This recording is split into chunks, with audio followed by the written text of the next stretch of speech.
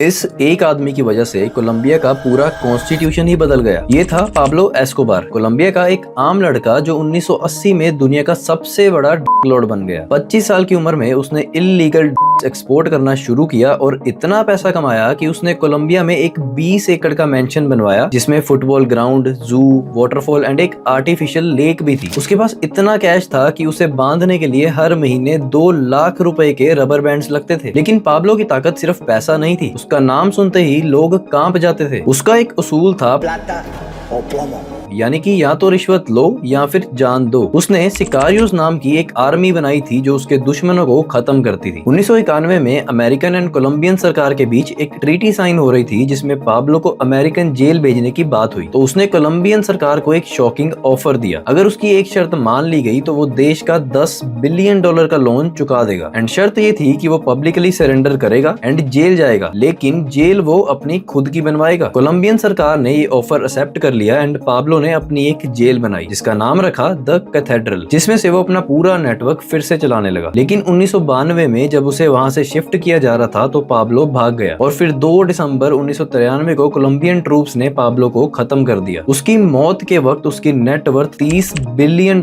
की थी, जो कि कोलंबिया की जीडीपी का 70% थी। एंड अगर आप एक लाइक कर दें तो ये बहुत हेल्प करेगा ऐसी ही और वीडियोस बनाने के लिए।